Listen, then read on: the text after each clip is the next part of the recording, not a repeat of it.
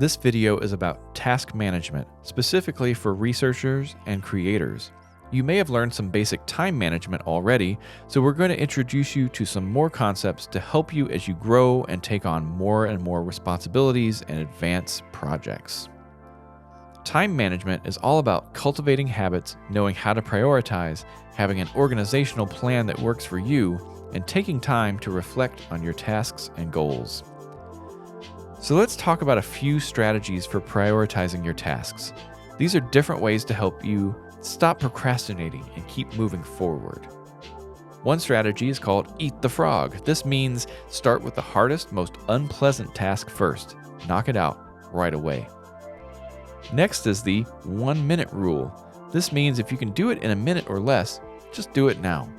Usually this is for simple things like replying to an email or scheduling a meeting. It's really easy to put off little tasks until there's so many of them, it's just overwhelming. So the 1 minute rule says, just do it now. The 1-3-5 rule is a great way to feel accomplished at the end of the day. Make a plan each day to do 1 big task, 3 medium tasks, and 5 small tasks.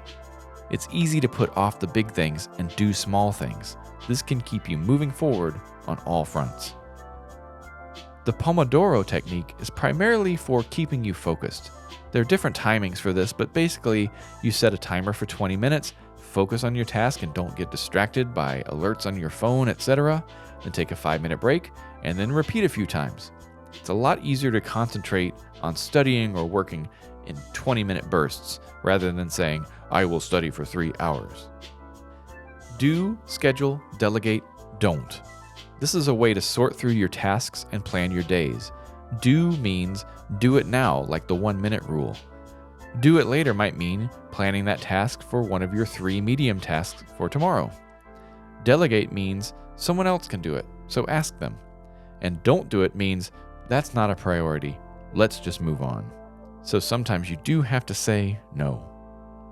Finally, time blocking means blocking times on your schedule to focus on specific tasks. If you never find time to study, see how it works if you block out the 2 hours between class and dedicate it to studying. Project management is a process for managing different people working on a project.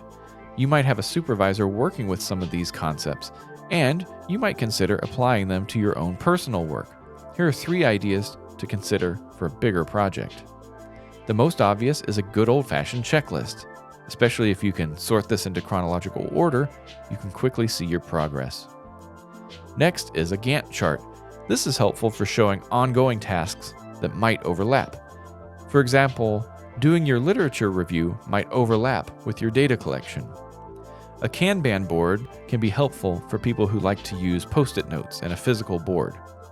You can make columns like this and move tasks from to do to complete. There are many software options to help you keep track of tasks. You might have heard of some of these. Many have free versions you can try for a while. Think about whether you work better with a checklist, Post-it notes, or an app. You should also be aware of higher-level project management styles. As you join different projects or labs, you might notice how they are being managed. What these have in common generally is defining goals, making a plan, trying out that plan, and then reflecting on how to improve that plan. Remember always to take a few minutes to reflect on your week, plan your next week, and look at the weeks ahead. It's easy to get caught in the day-to-day, but with some built-in reflection and planning time, you'll have a better sense of where you are and what you can achieve.